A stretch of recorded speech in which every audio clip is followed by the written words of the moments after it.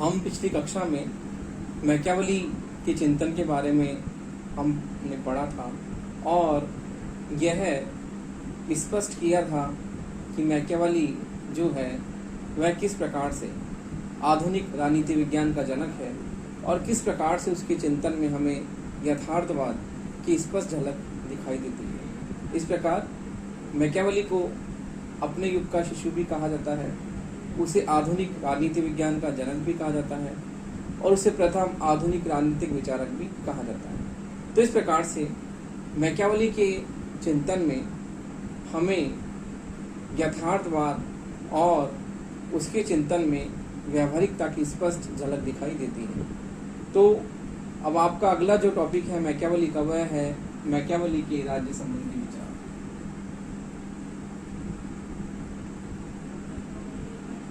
Machiavelli के राज्य संबंधी विचार।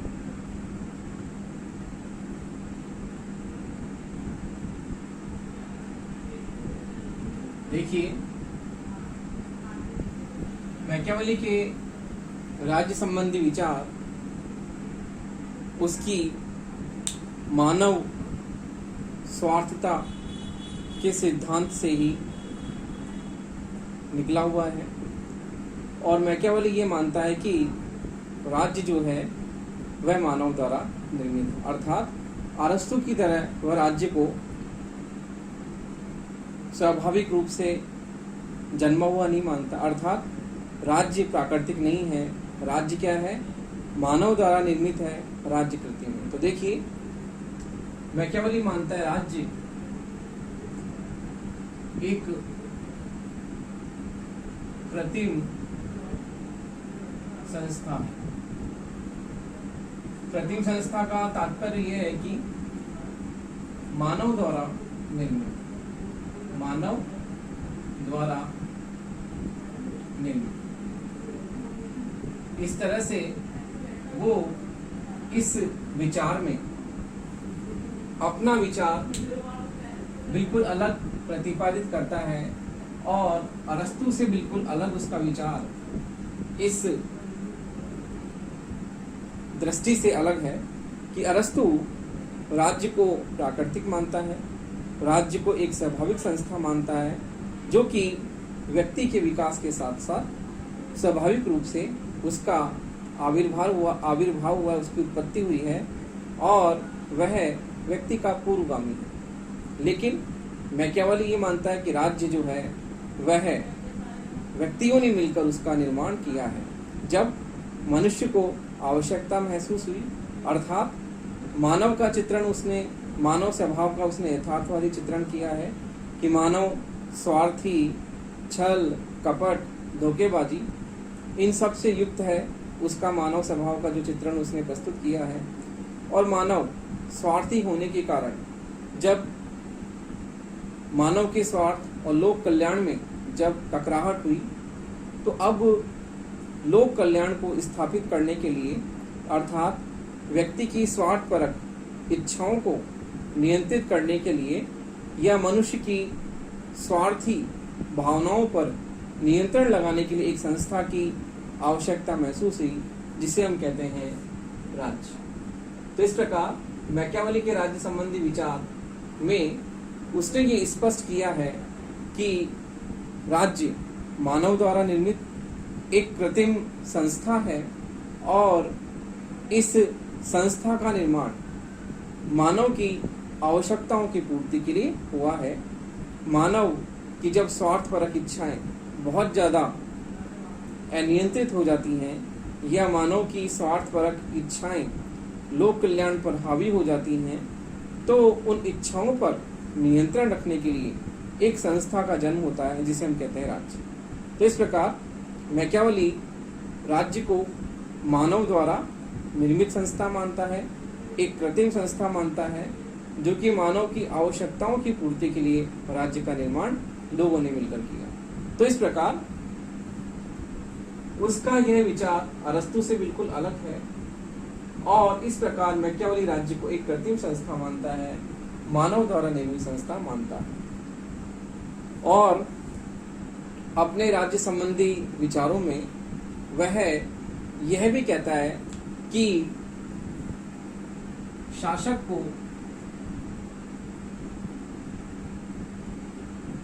नैतिकता से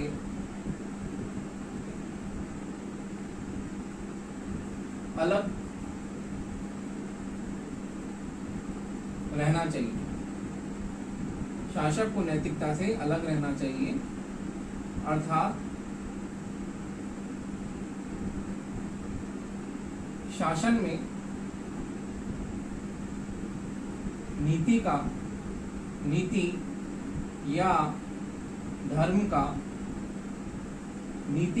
का कोई स्थान नहीं है।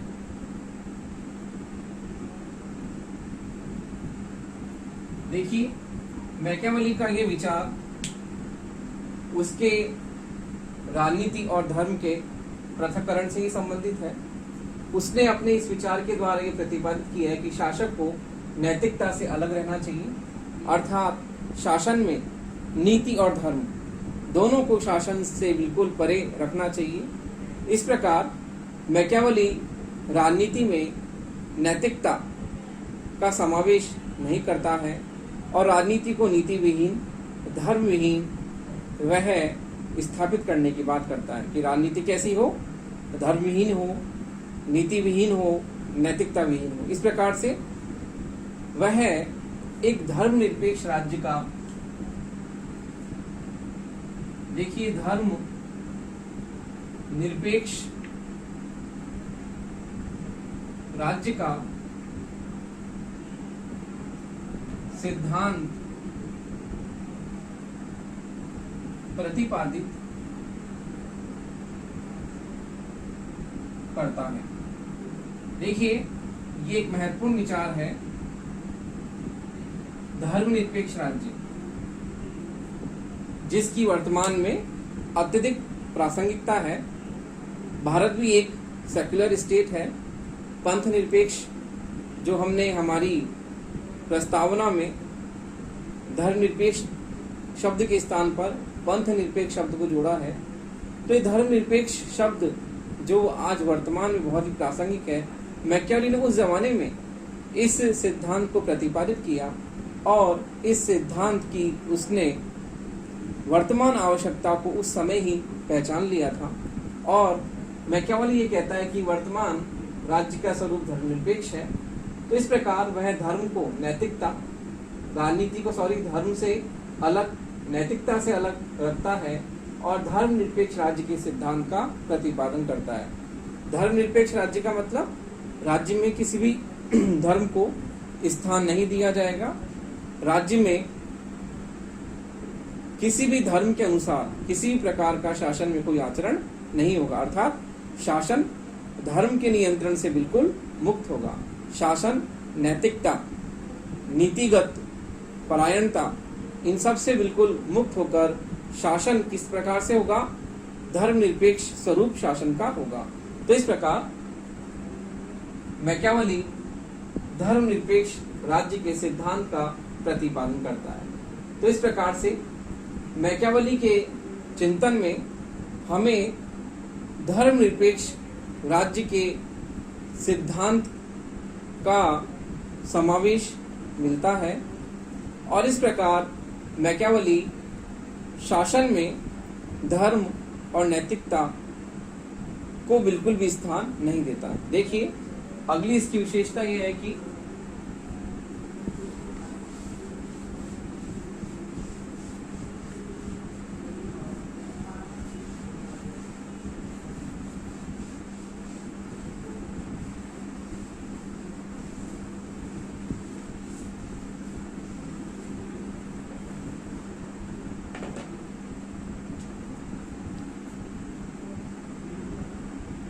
शासक के लिए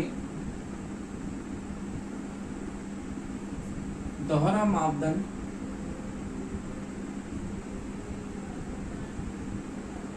या दोहरी नैतिकता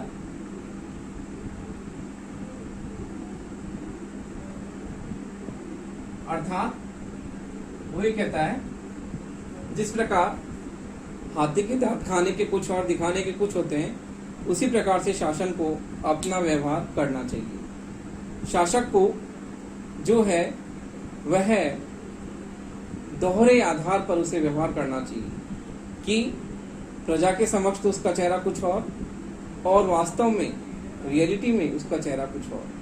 तो इस प्रकार मैकियावेली शासन करने के लिए, क्योंकि मैकियावेली शासन को एक कला मानता है, एक संभाव्य की कला, वो कहता है शासन एक संभाव्य की कला है, और इस आधार पर वह शासन के लिए दोहरे मापदंड की, दोहरी नैतिकता की बात करता है कि शासन जो है वह शासन करने का तरीका जो है उसमें शासक को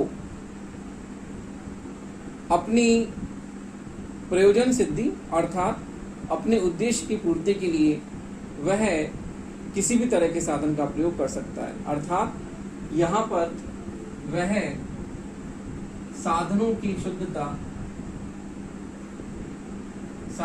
शुद्धता, नैतिकता या पवित्रता की बात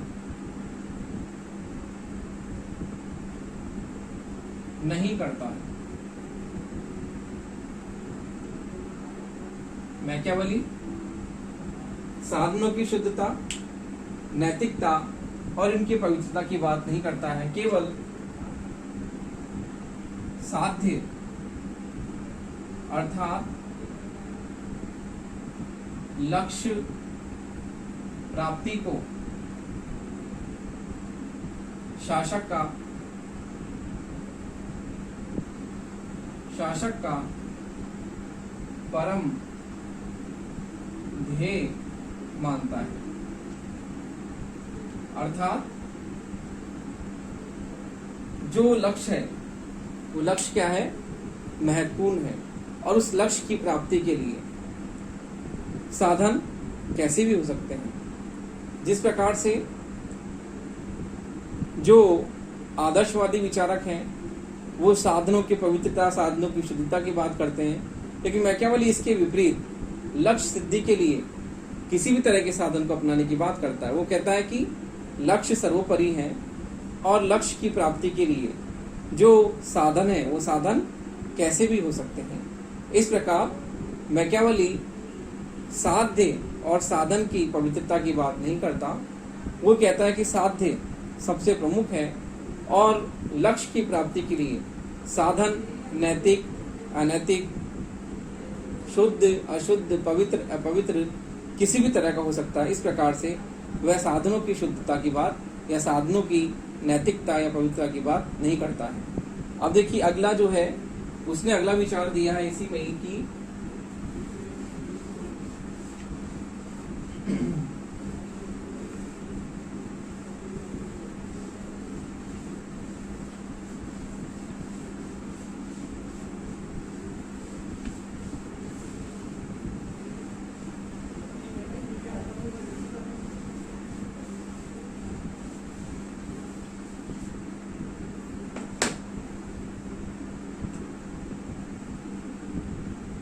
वह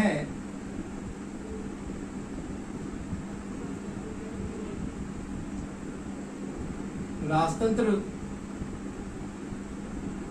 शासन प्रणाली को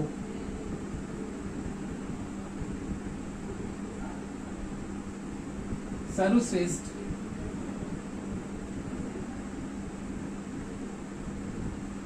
शासन व्यवस्था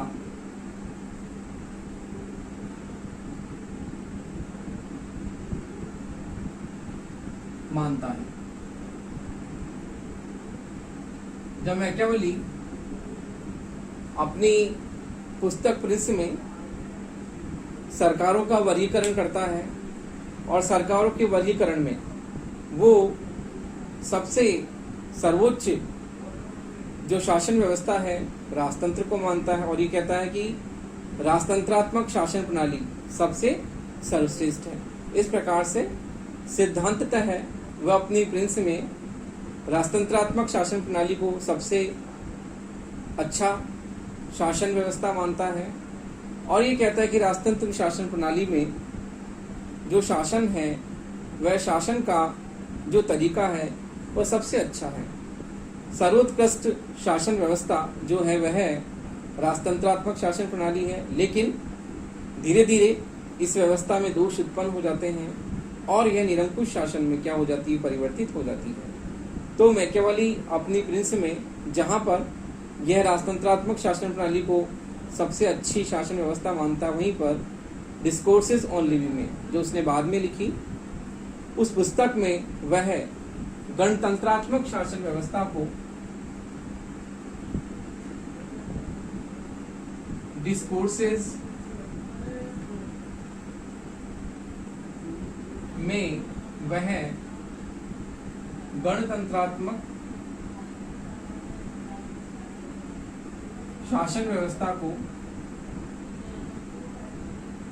गणतंत्रात्मक शासन व्यवस्था को सबसे अच्छी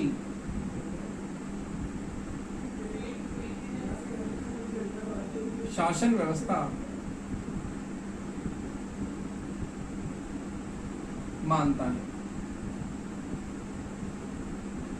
तो देखिए मैकियावेली अपनी प्रिंस में जहां पर राजतंत्र को सबसे ज्यादा सर्वश्रेष्ठ शासन व्यवस्था मानता है, सबसे अच्छी शासन प्रणाली मानता है, वहीं पर बाद में अपने बाद के दिनों में वह डिस्कोर्सेस जो उसकी किताब है डिस्कोर्सेस ऑन लिविंग, उसमें वह गणतंत्रात्मक शासन व्यवस्था को सबसे अच्छी शासन व्यवस्था मानता है कि गणतंत्रात्मक शासन व्यवस्था में जनता का शासन होता है, शासन व्यवस्था जनता के हाथों में होती है। इसलिए वह अपनी बात की पुस्तक में गणतंत्रीय शासन व्यवस्था को शासन की सर्वश्रेष्ठ शासन प्रणाली मानता है। तो इस प्रकार से मैकियावेली के चिंतन में, उसके राज्य संबंधी विचारों में हमें यह देखने को मिलता है कि वह मानव निर्मित कृत्रिम इकाई राज्य को मानता है और इसके साथ साथ ही वह शासन व्यवस्थाओं का वर्गीकरण, सरकारों का वर्गीकरण भी प्रस्तुत करता है। तो इस प्रकार से मैकियावेली के चिंतन में हमें यथार्थवादी चिंतन की स्पष्ट झलक दिखाई देती है और मानव स्वभाव को वह स्वार्थ पर आधारित मानता है, जैसा कि हॉब्स मानता है। तो देखिए अब आपका अगला एक प्रश्न आता है कि मैकियावेली को अपने युग का शिशु क्यों कहा जाता है?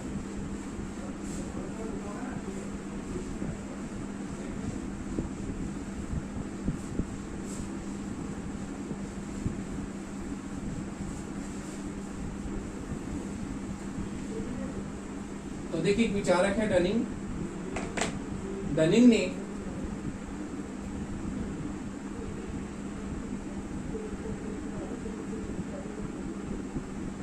मैकियावेली को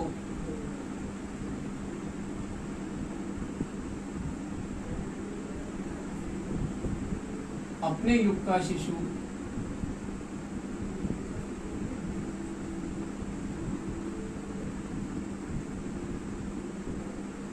माना है। मैकियावेली के बारे में डनिंग ने कहा है कि यह प्रतिभा संपन्न फ्लोरेंस वासी सच्चे अर्थों में अपने युग का शिशु था। अर्थात मैकियावेली पर अपने समय की युगीन परिस्थितियों का हमें स्पष्ट प्रभाव देखने को मिलता है कि किस प्रकार से इटली की जो तत्कालीन परिस्थितियां थी, उन तत्कालीन परिस्थितियों में इटली का जो राजनीतिक जो परिदृश्य था, अर्थात जो राजनीतिक गतिविधियां या जो राजनीतिक स्थितियां थी, परिस्थितियां थी, वो किस प्रकार थी।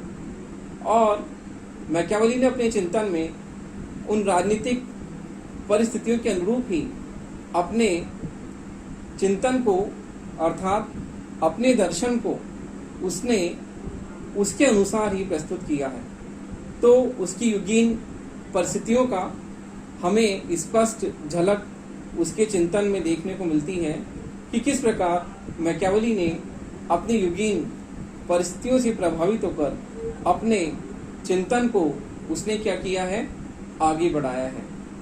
मैकियावेली ने जो राजनीतिक दर्शन प्रस्तुत किया है और उसके चिंतन में जो हमें उसकी युगीन परिस्थितियों की जो अमिट छाप देखने को मिलती है, जो उसकी युगीन परिस्थितियों का प्रभाव उसके चिंतन में हमें देखने को मिलता है, हम उसके आधार पर ही कह सकते हैं कि मैकियावेली जो है वह अपने युग का शिशु है। देखिए, इसका पहला पॉइंट है ज्ञान का पुनरुत्थान। ज्ञान का पुनरुत्थान।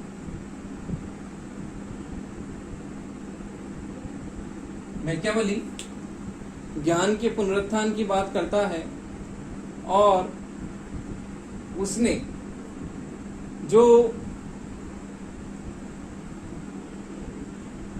मध्ययुगीन जो विचार थे, मध्ययुगीन जो चर्च की जो कठोरता का विचार था, चर्च व्यक्ति को कठोर दंड से दंडित कर सकता था और चर्च का जो आडंबर, चर्च का महिमा मंडन और अंधविश्वास, इन सब पर मैकियावेली ने बड़ा ही प्रहार किया और उसने इन सब बातों का खंडन करते हुए अपने चिंतन को उसने वापस से पुनः नए सिरे से उसने अपने सिद्धांतों का प्रतिपादन किया। इसलिए हम क्या कहते हैं, ज्ञान का पुनरुत्थान। अर्थात उसने अपने यथार्थवादी दृष्टिकोण को, व्यवहारवादी दृष्टिकोण को उसने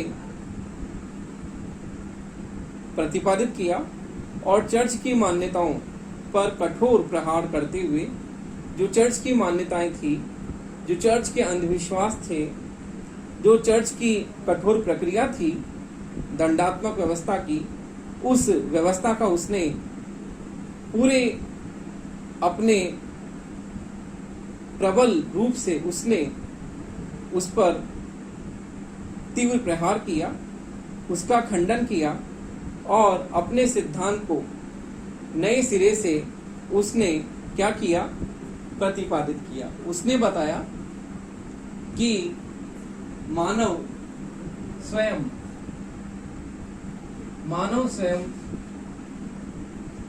अपने भाग्य का निर्माता है। मानव स्वयं अपने भाग्य का निर्माता है और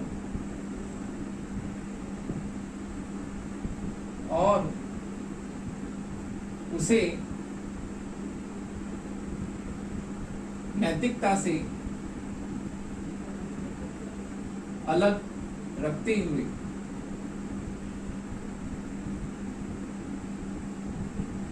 अपने उद्देश्य की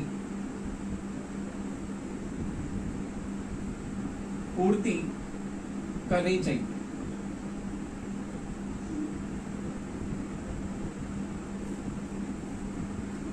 उसे अपने उद्देश्य की पूर्ति करनी चाहिए। इस प्रकार से वो इस बात पर बल देता है कि मनुष्य को धर्म और नैतिकता के सिद्धांतों से बिल्कुल अलग रखना चाहिए, जो कि मध्ययुगीन विचारों में हमें ये देखने को मिलता है कि मध्ययुगीन विचारकों में नैतिकता और धर्म का ज़्यादा प्रभाव उनके चिंतन में हमें दिखाई देता है। लेकिन मैकियावेली इस बात का पूरी तरह से खंडन करता है और यह कहता है कि मनुष्य अपने भाग्य का स्वयं निर्माता है और वह अपने भाग्य का निर्माण स्वयं अपने परिश्रम के द्वारा कर सकता है। इस प्रकार मैकियावेली मनुष्य को एक निर्माता के रूप में उसे बताता है और यह कहता है कि उसे नैतिकता से अलग रखते हुए, यानी वही बात राजनीति को नैतिकता से अलग रखने की बात वो करता है और ये कहता है कि मनुष्य नीति से अलग रहते हुए अपने उद्देश्य की पूर्ति करके अपने भाग्य का निर्माता स्वयं करता है।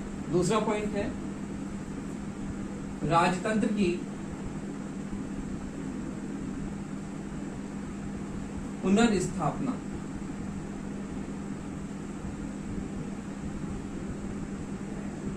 मैकियावेली के चिंतन में हमें राजतंत्रात्मक शासन व्यवस्था की पुनर्स्थापना देखने को मिलती है, क्योंकि मैकियावेली अपने प्रिंस में एक शासक के गुणों के बारे में बताता है कि एक शासक को किस तरह से अपनी शक्तियों से युक्त होना चाहिए, उसमें क्या क्या गुण होने चाहिए, क्या क्या विशेषताएं होनी चाहिए, इन सब का सटीक चित्रण मैकियावेली ने अपनी प्रिंस में किया है। और इस प्रकार मैकियावेली राजतंत्र की पुनर्स्थापना करके निरंकुश राज्य का समर्थन करता है। मैकियावेली निरंकुश राज्य का समर्थन करता है क्योंकि वह राजतंत्रात्मक शासन प्रणाली को सर्वश्रेष्ठ शासन व्यवस्था मानता है और यह बताता है कि राजतंत्र शासन प्रणाली में जो शासक होता है वो इतने गुणों से युक्त होता है कि वह अपने शासन कार्यों को भली भांति बड़ी कर्तव्य और ईमानदारी के साथ वह उन्हें निभाता है। और एक जिस प्रकार से शासन करना एक कला है, एक कलाकार अपनी कला में निपुण होता है, उसी प्रकार से जो शासन करने वाला अर्थात जो शासक है वह शासन करने की कला में निपुण होता है और वह शासन जो करता है वह निपुणता के साथ अपनी उसमें विशेष उसकी जो योग्यता है उस योग्यता के साथ में वह शासन करता है। तो इस प्रकार से राजतंत्र की पुनर्स्थापना पर बल देते हुए निरंकुश राज्य का वह समर्थन करता है। अगला है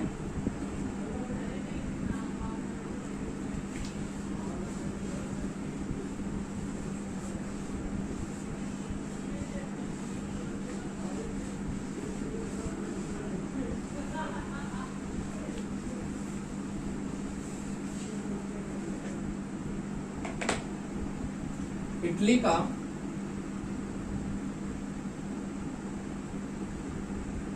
राजनीतिक विभाजन। इटली का राजनीतिक विभाजन।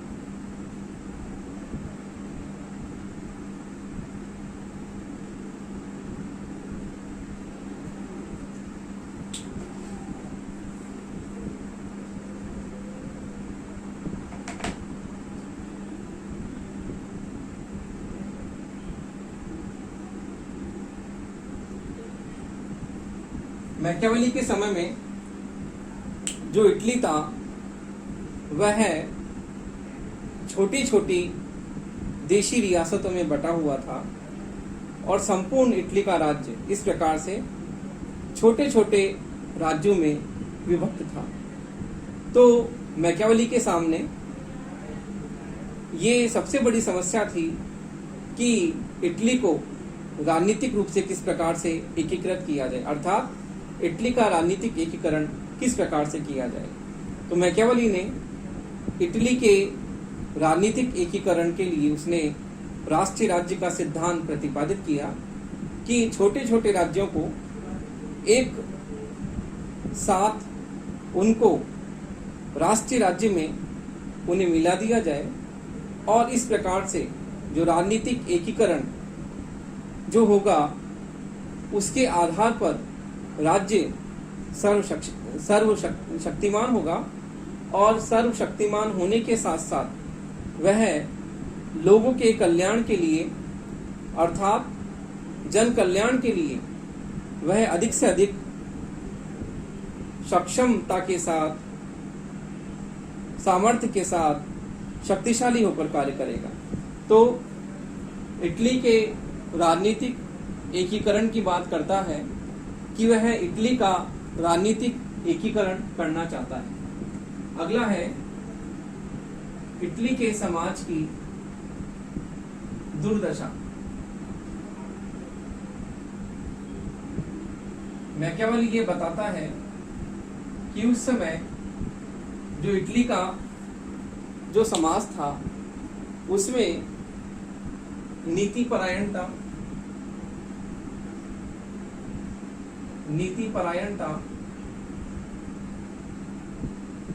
ईमानदारी,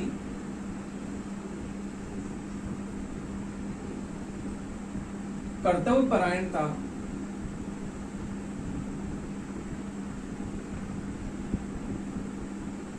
कर्तव्य परायणता का अभाव था। तो उस समय इटली का जो समाज था उसकी दुर्दशा वह यह थी कि नैतिक पतन व्यक्ति का हो गया था।